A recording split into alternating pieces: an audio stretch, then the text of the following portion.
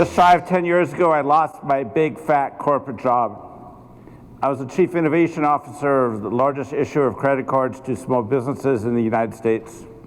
We had 1 million customers, about 1,000 employees, and about $1 billion worth of market cap. And we completely decimated in the Great Recession. Before it was my turn to get fired, I had helped let 960 people go, one of the toughest things I ever did. And then my turn came on a Friday. I went home. On my way home, I went to the bank and deposited a check for my full home equity line of credit.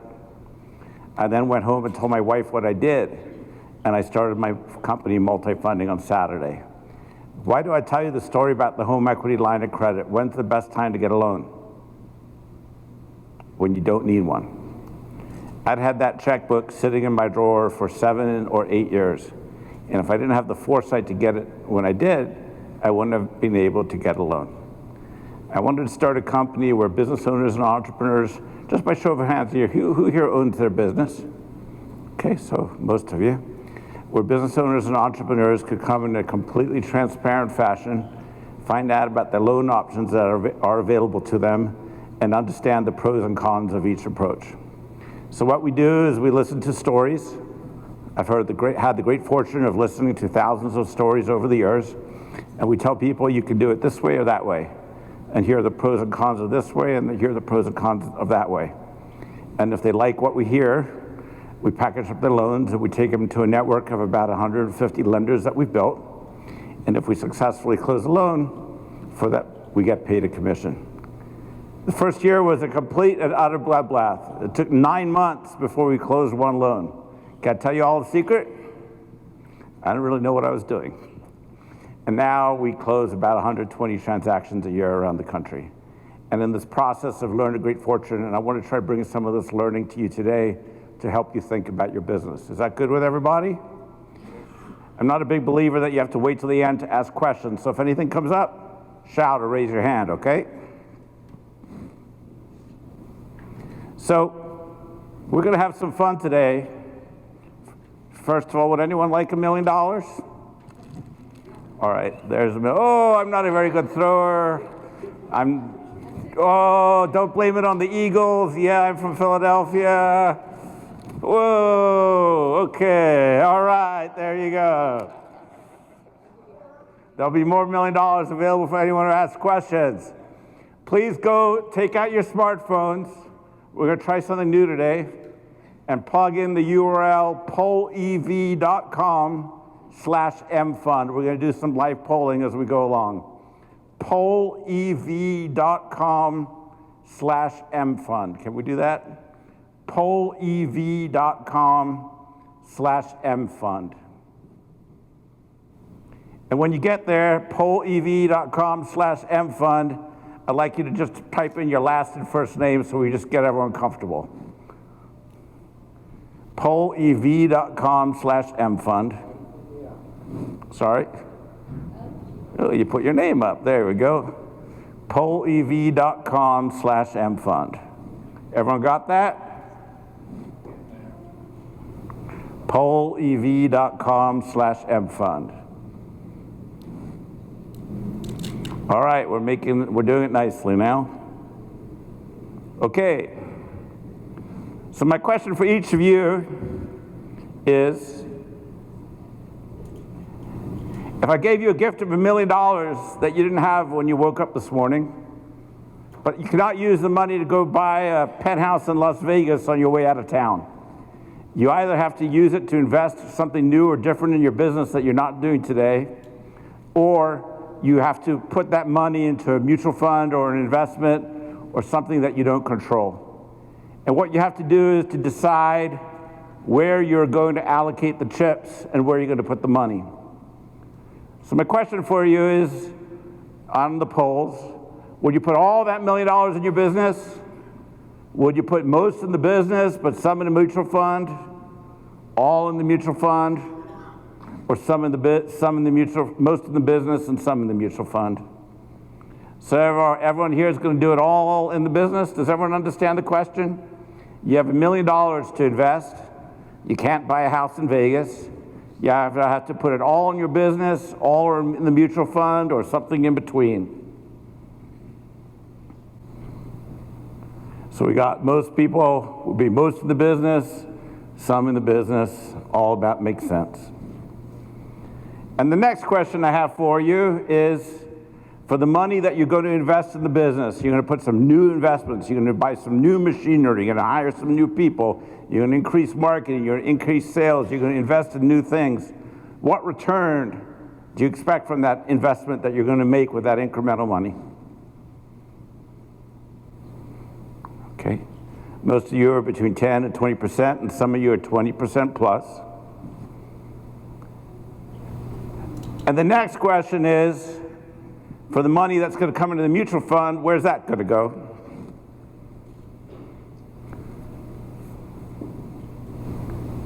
And as is typical, we generally, as business owners and entrepreneurs, believe in ourselves more that we could get higher return from working with our own hands and our own guts than putting in people's money. The reason I ask this question, if you think about it, if we each took $100 out of our pocket, there are one of three things we can do with it. We go play blackjack, real blackjack tonight. That might not get us very far.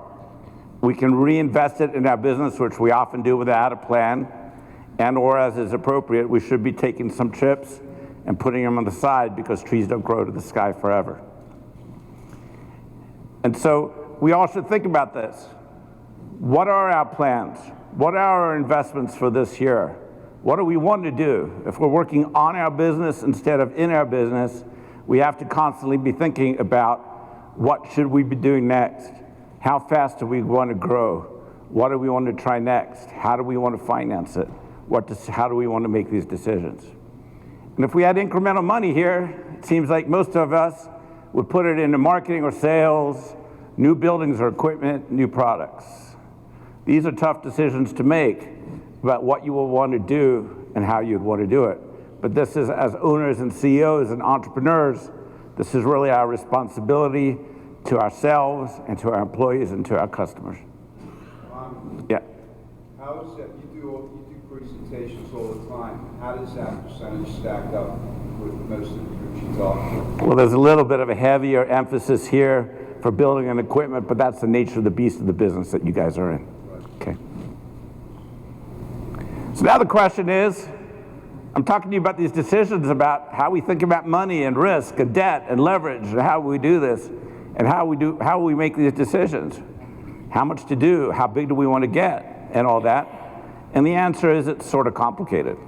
There's the left side of the brain and there's the right side of the brain. We have our feelings, we have our experiences, we have our imagination, we have historical things that have happened to us before that influence. Maybe we don't want to take on any more debt. Maybe we don't want to take on an investor or whatever it might be. And then the flip side of that is there's a spreadsheet, and the spreadsheet tells us certain things also. So today I want to take you for a few things just to think about all that, to help you think it through. So the first thing is I want you to take a minute and think about how you identify yourself, what type of entrepreneur or business owner you are. Generally speaking, I find business owners and entrepreneurs falling into one of four categories. Although sometimes people are bipolar, tripolar, or quipolar. Okay. The first one is a grower. What is a grower? I'm a grower, I just can't help myself. Knock on wood, I'm going to be 90 years old. I'm still going to be thinking about my next acquisition, my next product, my next idea, my next marketing campaign, my next sales strategy, the next division I want to start, the next this, the next that. Sometimes if we're a grower, our brains work faster than we can actually implement, and we have ADD. In contrast, a glider is somebody who's worked really hard. They've gotten their business to the point where they're cash flowing, they're making money, they're going on vacation, they're sleeping at night, they're content, and they really don't want to do anything to screw it up. That's a glider. In contrast, a speed bumper, and this is more situational and it's a point of time, no matter how smart we are, invariably across the journey, we're going to hit speed bumps. Poo-poo happens. New competitors arrive. Technology changes. Key employees leave. Customers leave. There's a financial crisis. Regulations change. Whatever it might be. And if you're speed bumping, it doesn't matter much if you're a grower or a glider because you're dealing with the speed bump. And the fourth category is an exiter. And if you're an exiter, you're planning on getting out in the next year or two, so none of this much matters anyway. So my question for each of you is, how do you identify yourself? Are you a grower purely?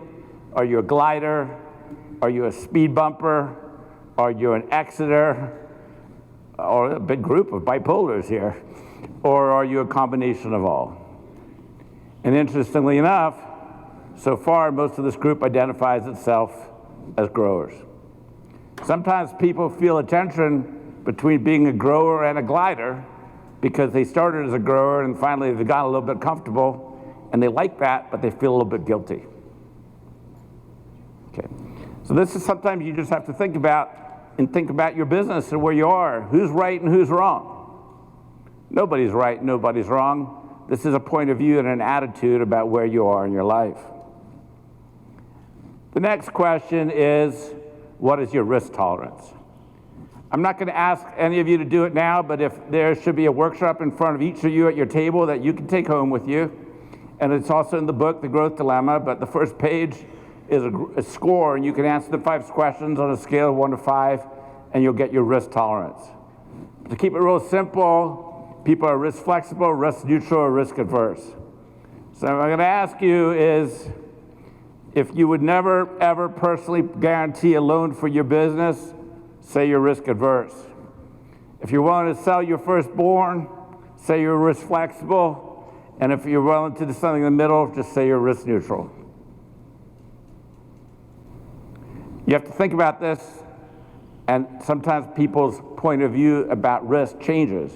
So sometimes when we start our business, we have a high risk tolerance because we have no choice, and then sometimes it changes over time. Make sense? Cool. So that's kind of the left side of the brain, the kind of the mushy stuff, the feelings, the emotions.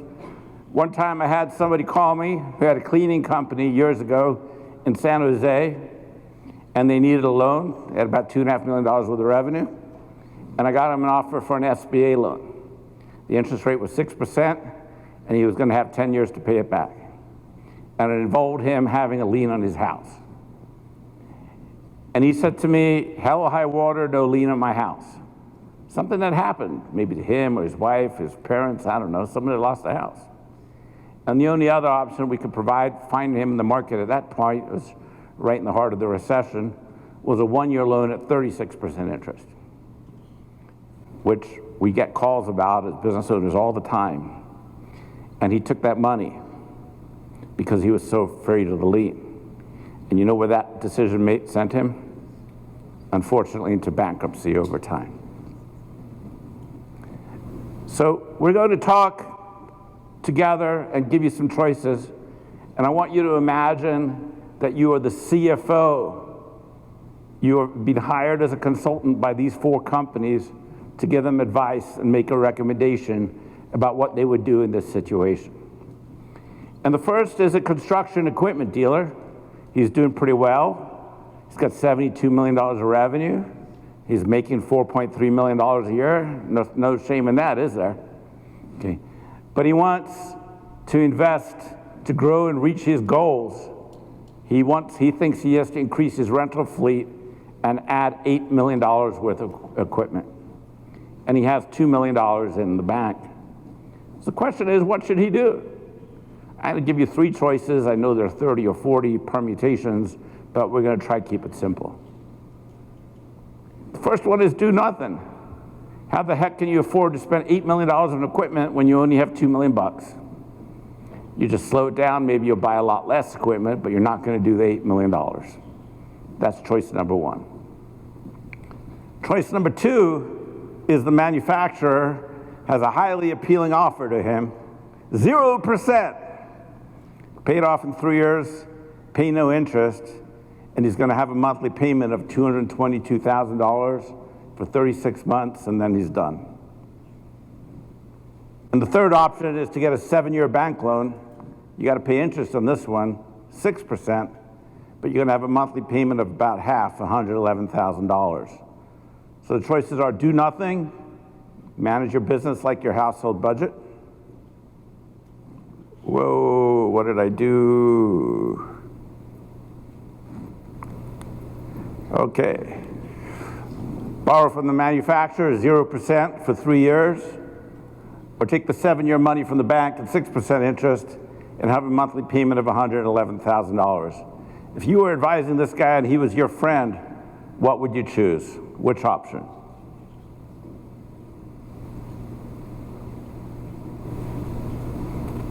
So it seems about split between borrowing from the manufacturer, a little bit of do nothing, and the 7-year bank loan. Do you know what most entrepreneurs would do in this situation? Business owners? Nothing. You know why? They're not working towards a plan. They don't have goals, and they're just kind of going by the seat of their pants. If he was my client, I'd strongly recommend that he take the 7-year bank loan, and let me explain why. Caution to high-speed treadmill. If you borrow money on a short amortization and you got to pay it back quickly, you can get caught with your pants down real fast. If the economy changes on you, things flip, things don't go as far as planned. That plan requires $222,000 a month. I'd sure rather pay a little bit of interest and have the flexibility of knowing my monthly payment was half. I always encourage my clients to think long and not short. Spread it out, especially if there's no prepayment penalty. Buy yourself some flexibility. You don't know what's coming down the road. And you have to think offensively and defensively as you think about debt. The next case is a lumber yard. This guy's got 50 million bucks of revenue and he's making $2 million. And he sweats cash flow every single payroll. He's up at 3 o'clock like Rich was describing, sweating it out. And somehow he manages to squeak by. Who here can remember a time you sweat out of payroll? I sure can. Okay. And he has a $4 million line of credit right now that he's paying 5% interest at. And his accounts receivable is $7 million, and his inventory is $4 million. So he also has 3 choices, and I'd like you to think about, if you were advising him, what it is you would recommend. Option 1 is keep doing it. It's kind of fun to wake up at 3 o'clock in the morning sweating bullets. Don't do anything. Option number 2 is go to the banks. It's very rate sensitive. See if you can get a little bit more of a line of credit and continue to pay about 5%. And option number 3 is to go to something called an asset-based line, where they lend against your inventory and they lend against your accounts receivable, and you pay a higher rate, but your availability will go from $5 million to $7.5 million. So again, just to keep it simple, let's try and not mess this up this time. Do nothing, sweat it out. Go out to the banks and try to get a similar product, but try to get a little bit more availability, or get an asset-based line and pay $7.6 million, get $7.6 million available to you, but at a higher rate. What would you recommend to this entrepreneur?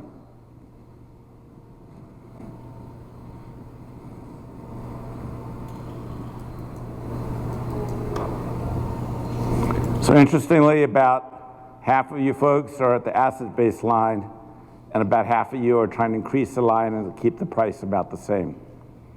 You know what most entrepreneurs would do? Nothing. They're just too busy grinding it out. They don't have the support. They don't come to conferences like this or be part of groups to learn, to think about how to take their business to the next level. If I was him, I would strongly recommend the asset-based line, even if it's a little bit more. There's nothing more important than a good night's sleep. People always focus on APR. They want to pay the lowest rate.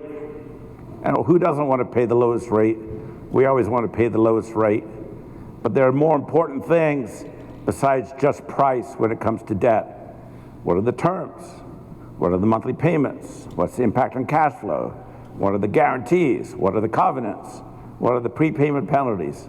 Explore your options and understand them. Who here has a line of credit for their business? Who does not? I like to think of a line of credit like an insurance policy. It should be the greater of 10% of your top line sales, or 85% of your AR and 50% of your inventory. It's there for working capital, seasonality. No seasonality in your business, is there? Or emergencies. It's not there for paying for vacations to Hawaii or making capital investments. That's what term debt's there for. And people often get mistakes if they use their line of credit for the wrong things. Now we're going to go to a delivery business. It's a solid business. And this entrepreneur, she's looking to buy an acquisition to expand her territory. She's thinking about buying. Anyone here bought a business before? Okay. She's thinking about buying a business in the city next door for $4.5 million, and this business is making $900,000 a year. She has three choices. First one is to use $1.5 million of her line of credit, whack away at that, and then the seller would carry $3 million, and she'd have a monthly payment of $58,000 a month. Option number 4 is a bank note. 5 years, you get rid of the debt in 5 years. The interest rate will be 6%, and the monthly payment would be $87,000 a month. And the third option is to use an SBA note. It's going to involve a lien on her house. The interest rate is actually down a little bit now, 7.5%, and have a monthly payment of $49,000. So you're advising her, use some of the line and take seller paper. Go to the bank, get rid of it in 5 years and pay $87,000 a month. Or go to the SBA, put a lien in your house and risk it, but have a payment of $49,000 a month. What would you do if you were in her shoes? What would you recommend to your friend?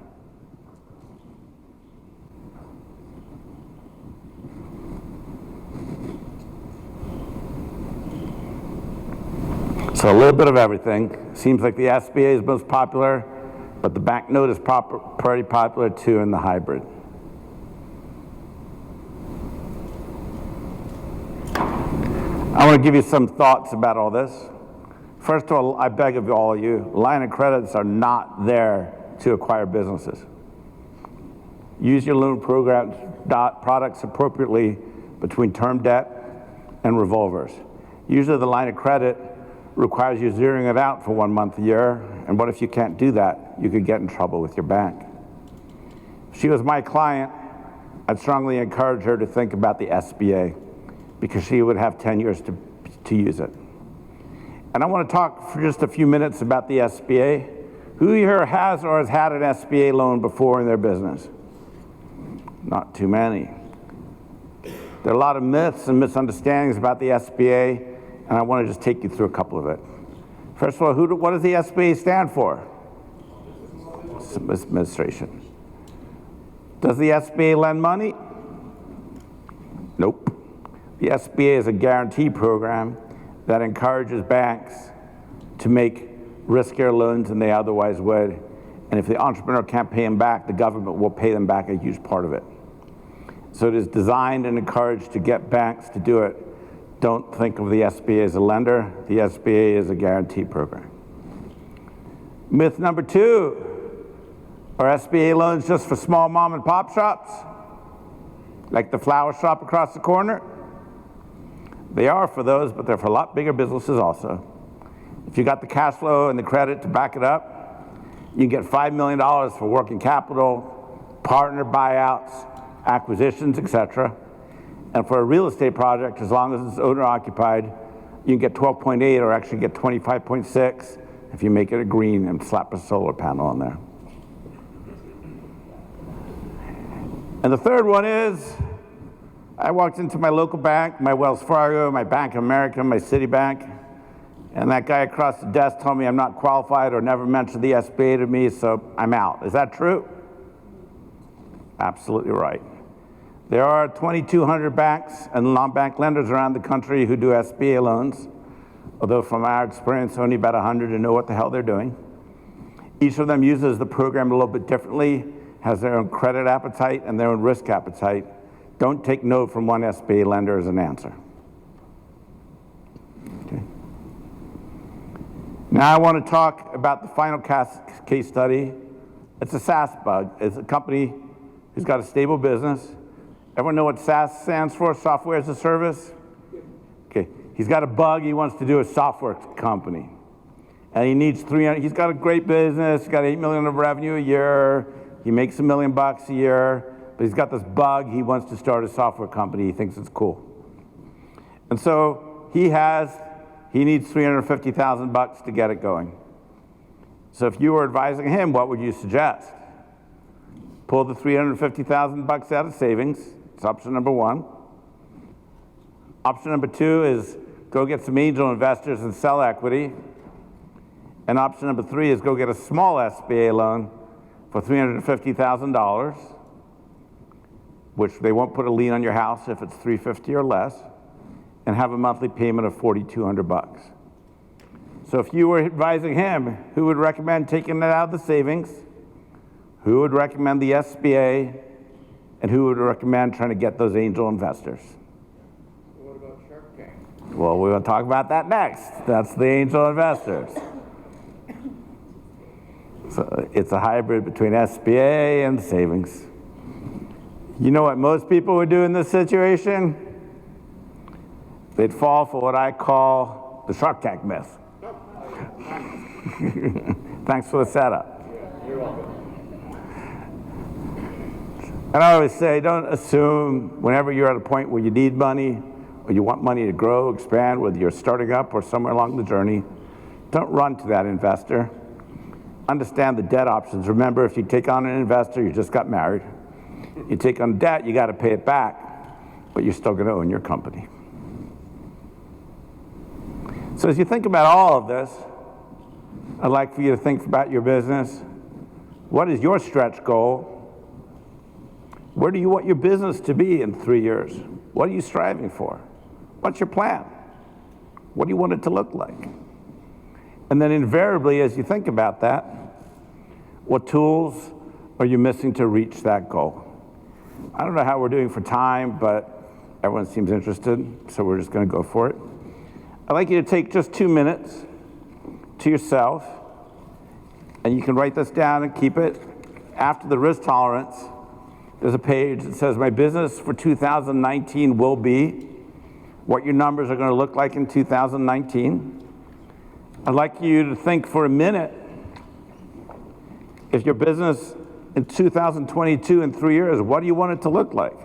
If you're 3 million now, do you want it to grow to 5 million or 4 million? Or you're happy where you are? There's no right answer. Could you please explain EBITDA one more time? Yeah, sure. EBITDA is earnings before interest, tax, depreciation, and amortization. But if you want to keep it simple, you can just say the amount of profit that you're making. Okay. This year I had 2 million sales and my profit was $200,000. In 3 years, I want to have 3 million in sales and $500,000 of profit, or whatever it might be. And then say, I want my business to be that, but guess what? I'm never going to do it if I don't get a new freezer, or get a new cup holder, or get a new store, or get a sales team, or make an acquisition, or expand my management team. Invariably, there are some tools that we are missing to help us reach that goal, to help us get to the business to where we want it to be. So think about that, and think about what capital injection, if any, would benefit your balance sheet to do that. I need that new piece of equipment, but it's going to cost me $700,000. But it'll create savings for me. Or I want to expand my marketing. Or I want to pay shelving fees, or I'm not sure what you guys call it, but to get your stuff on the shelves, or whatever it might be. And then what, if any, capital contribution you need to do that. You don't have to do that now or here, but it's a great tool to do. Certainly the book, The Growth Dilemma, which is available on Amazon, really outlines all that as well. Okay? And then what I encourage you to do next, as part of your plan, is people usually have a number. They'll say, I really think to get my business to the next level, I need an infusion of $1 million. And then I say, not so fast. Okay, write your plan for $1 million. What's that $1 million going to do for you Where are you going to spend it? And this is in the workshop also. You can take it and do it at home. And what are you going to do with it? And then when you got that piece of paper written down, put it to the side and do plan B. And plan B will be for $500,000 or whatever half your original number was, and make that plan. How would you prioritize it? What would be more important to you? Where would you go? And then plan C is to have it one more time again. If I had $1 million, I would do this. If I had $500,000, I would do that. If I had $250,000, I would do that. From my experience, invariably people usually need about 1/3 to 1/2 of what they think they need to push their business to the next level. So that's some exercises for you to do at home. We're not going to do this poll now, what plan are you most comfortable with, because we haven't had the time really to do it. Whatever you do, when you think about debt, when you think about raising money, slow the heck down.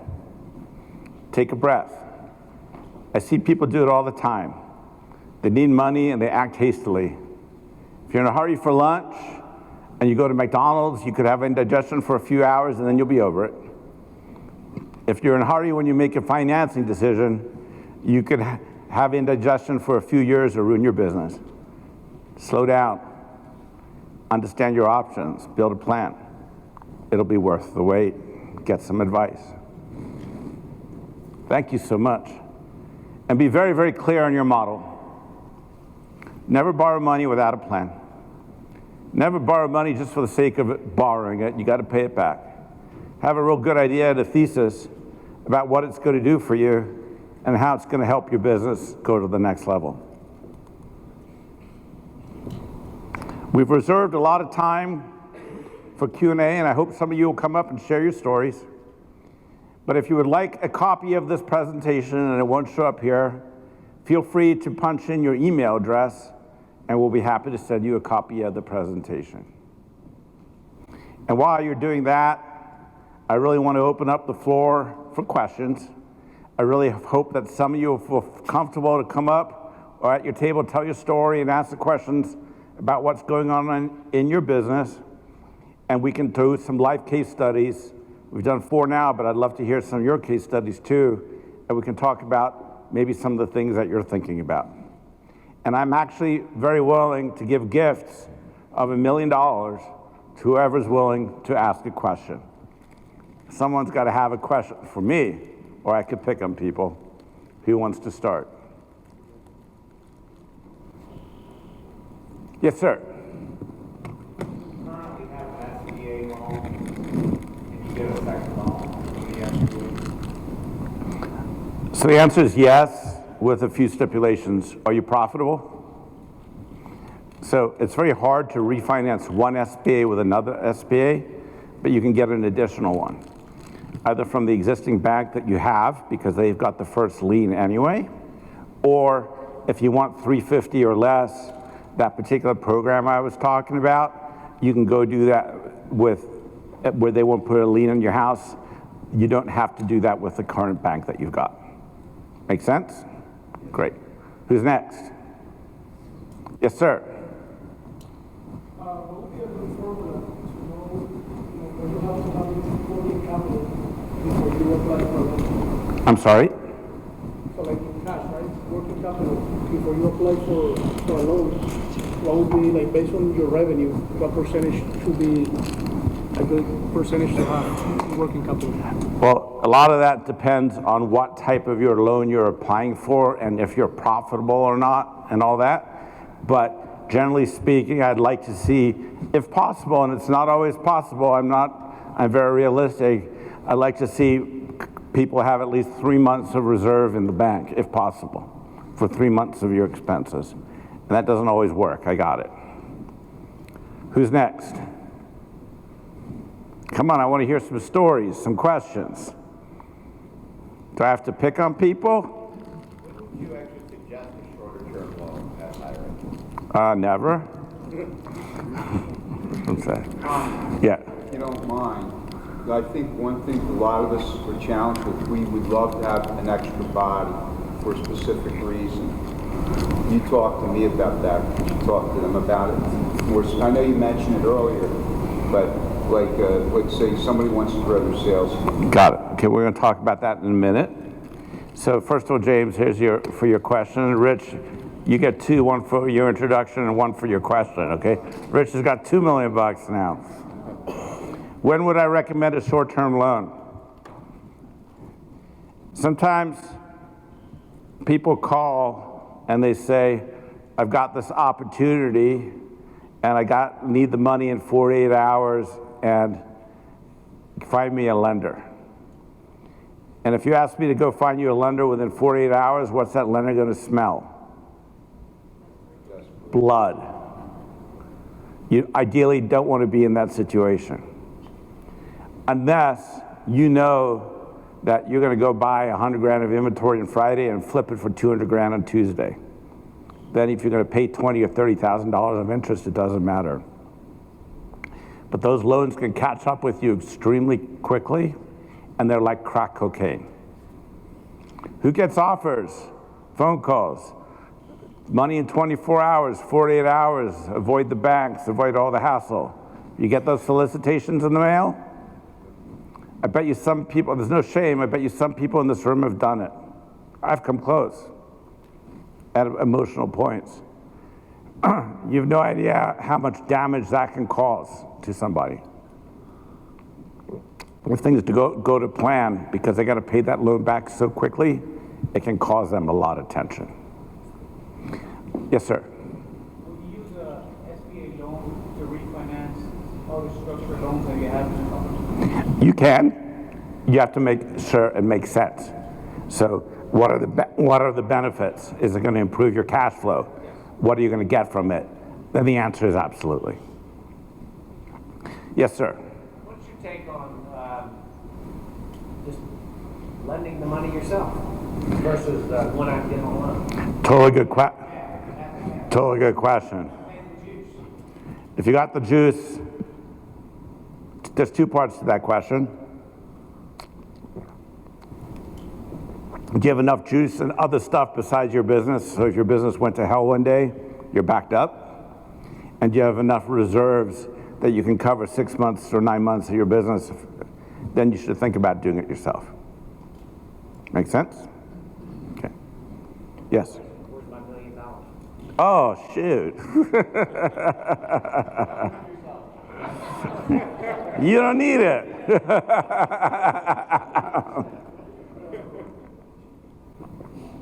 Rich asked a question which I think is a good one, which is sometimes people will say to me, their restraint is people.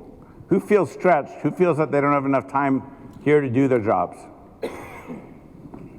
Okay, a couple of you. And then my question for you is, why aren't you hiring that person or team that will change your life and free you up to work on your business instead of in your business? And the answer is sometimes money.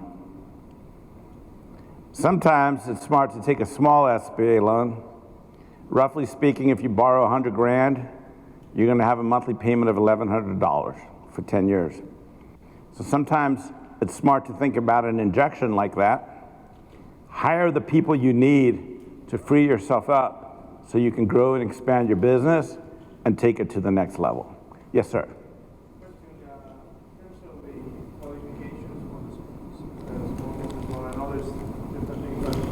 Mind, what are the things that you should be looking at to prepare yourself for that evaluation? And,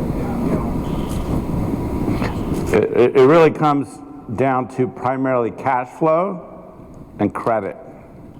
How good's your credit? And oh, you got $2 million now, sneaky guy. And how good is your credit? And do you have the cash flow to back up the loan? So work on your credit, work on your financials to show what they are. And those just trying to see what. But careful, working in credit, sometimes people think, oh, I've got a 740 credit score, I need to work on it. That's baloney. If your credit score is 650 or higher, you're fine. Okay, that's the number one thing. And working in cash flow, it kind of has to be evaluated. Are you profitable? Are you making money? How much money do you want to borrow? They're going to look at historical cash flow. So how much money do you want to borrow? That's what they'll look at to think about it. Yes, sir. What about your balance sheet? I'm sorry, what about your balance sheet and ratios? It all depends on the lender. If it's an SBA loan, the assets aren't going to matter as much as the cash flow. If it's an asset-based loan, it's going to matter a lot more. Yes, sir. It seemed like everybody had a line of credit to finance their cash flows. Is it ever a good goal to pay that off completely and just no longer have a line of credit? I think you should always have the line of credit because you never know how the world is going to change on you. So, and it all depends. If you're a heavy inventory and AR business, it might be no reason to ever pay off your line of credit. If you used your line of credit for some emergency or to get you through a specific part of the season, you should think about paying off your line of credit. But irrespective, you should always have it there for just in case. But line of credits aren't bad things. Right, I'm just wondering if that interest payment, if over time you're able to build up enough equity to Then you can keep it down, but keep it open. You're not paying interest on it unless you're using the money. Give yourself the flexibility to borrow if at some point you're going to need it. Make sense? Great. Other questions? Yes, sir. You're not getting another chocolate. No, I'm not. I'm not greedy. I've got nothing left. I need a loan. Is there some percentage or, I'm not going to try to describe it. So we'll go buy an ice cream truck and that costs X amount of, we buy a used van, that costs $5,000-$10,000. We just pay for those up front. Freezer, we bought a new freezer, take $50 loan for that. Is there some kind of capital range zone where you kind of really consider that there's the breaking zone of we should just pay for that up front? Or? I think it becomes a discussion if you got more than 6 months reserves in the bank account. Okay. If you don't have 6 months reserves, I'd rather see you finance it. Okay. And it doesn't really matter what size it is or what you see coming. If it's September and you know you're hitting in winter and it's going to be tough, maybe you should hold on to your cash. Yeah. Everyone's in a little bit of a different situation, but generally speaking, 6 months reserves is healthy. Otherwise, I'd like to see you preserve the cash. Okay. It's offense and defense, all of the strategy. And unfortunately, when people go too far one way or the other, they stop growing or they over leverage themselves. What else? Any other questions? How are we for time? I have no idea. 10:45, holy cow. Oh, we still got 10 minutes. Okay, well, I'm gonna ask you guys, I'm gonna pick on each of you, for some of you, go around the room. One of you, what did this make you think about maybe what to do differently in your business when you go home?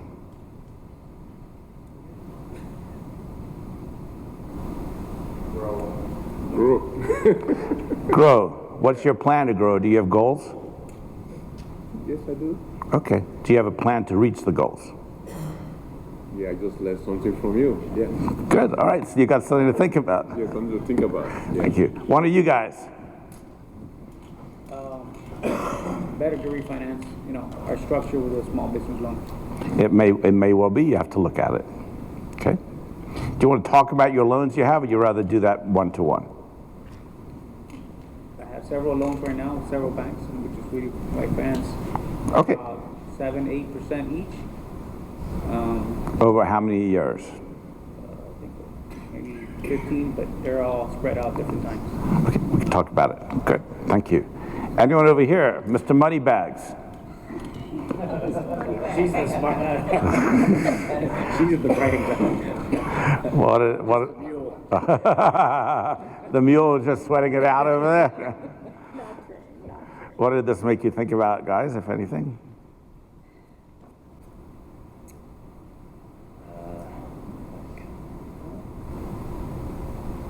It got me. Go ahead. It got me to think critically about debt and how we borrow and how we can use that most effectively. Got it. Good. I can tell you what, I thought our answers were a little different than the majority of the room, which I thought was interesting. We weren't always tracking like a lot of people in the room. Questions, were you tracking the same or differently, the two of you?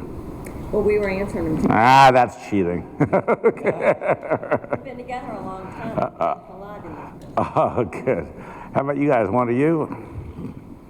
To look at the debt we currently have, see if it's correct, how we're doing it. So everybody, I want you everyone to know your name's Tom. Tom doesn't value money very much. He just ate $200,000. Yes, sir. What's normally the expectation in terms of the services that you pay for? I'm sorry. What's normally a percentage that you should be paying if you bring someone like yourself to do an evaluation or something like that? So the way we work, and I'm not here to try to sell myself, but we don't have upfront fees or retainers. We get paid a commission if we close a loan, and that commission is usually paid by the lender, not by the borrower. Okay. But we only take on clients we think we can help. So the lenders. Yeah, go ahead. So, Ami came as a friend. You know, it's just like guys that come in and solicited. They come in, they don't do business unless they cut it, a deal gets cut, right? It's the same thing here. But you learn in the process, even if there's something that doesn't get done, you learn, like I learned so much. I've had my business since '97. I thought I knew numbers and all that. And I did, like all of us, I do to some degree. But he has the ability to explain things in a way that we understand in bite-sized chunks that directly affects your business. It's not a course somewhere that you take online. It's something that directly impacts my business. I'll speak to myself. We're talking about the person. One of my challenges that I realized in all this for me was I needed a finance-oriented person there, like a CFO, but I didn't want to pay $10,000 a month for a CFO. But what I could do is I could pay $4,000 a month for somebody part-time that's really good. So I brought that person in that I could afford to bring in because I got this loan, because I had $30,000 in freed up cash flow.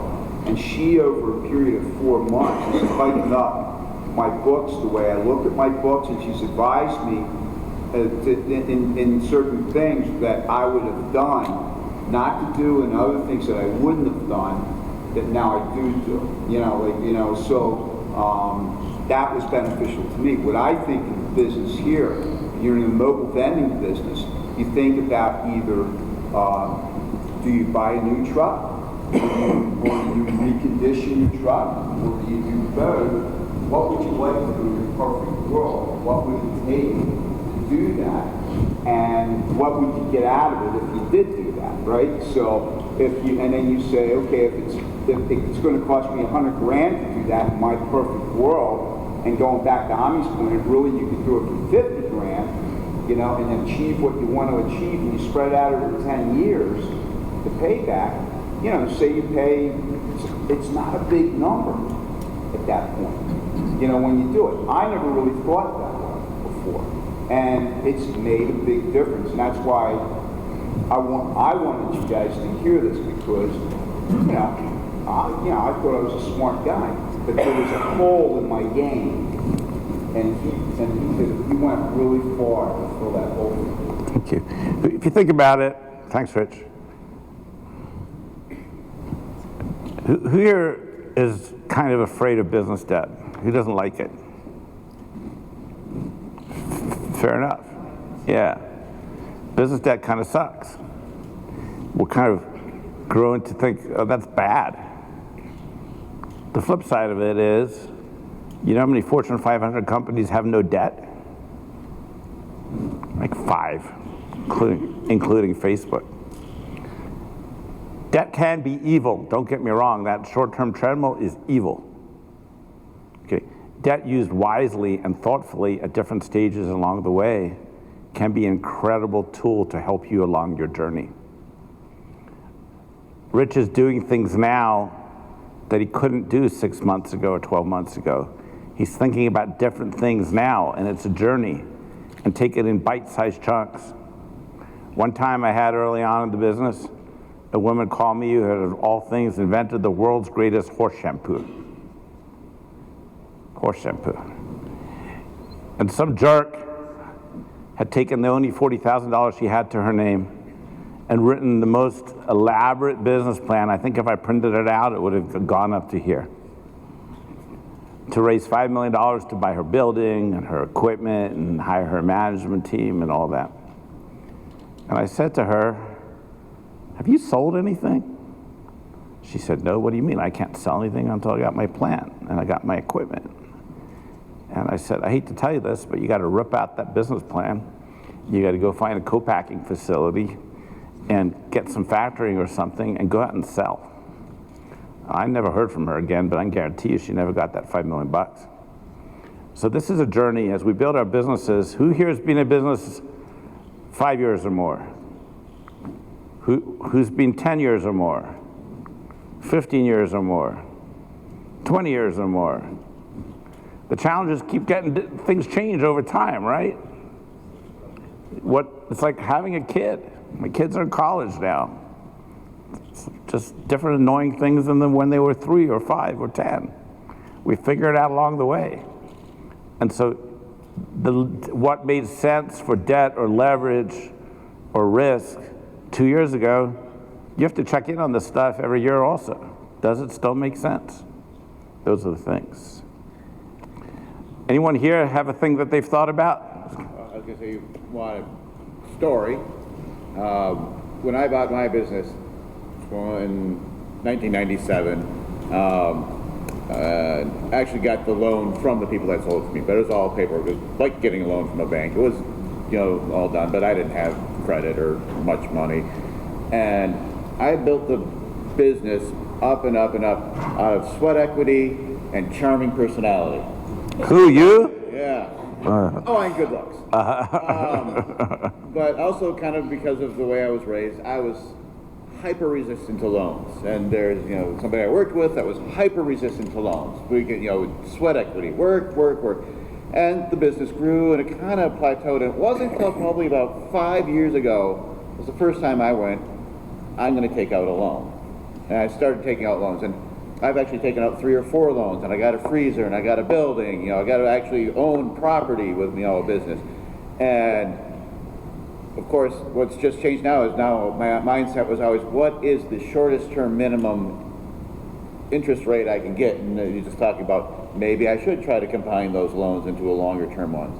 But not until I changed my whole mindset, which has also changed my way of, when I used to talk to people, I'm like, I did it without doing loans, I made it happen, but it really, if I look at it, I could have been buying nicer, newer equipment and things, which I've started to do, but now I've also changed my mind, or, think about the combining to one longer term loan and things, but it was interesting that, I like change in some ways, and sometimes I'm so resistant, and until I finally broke down and went, I can take out a loan, why the heck am I not doing this?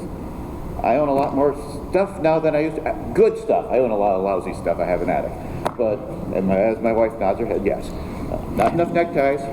Let me ask, I appreciate that. Let me ask you guys, sometimes someone will call me and they'll say, I want to buy a building, but I'm 60 and I don't want this debt to stick around a long time. So please get me a 10-year note. I want to pay this building off in 10 years.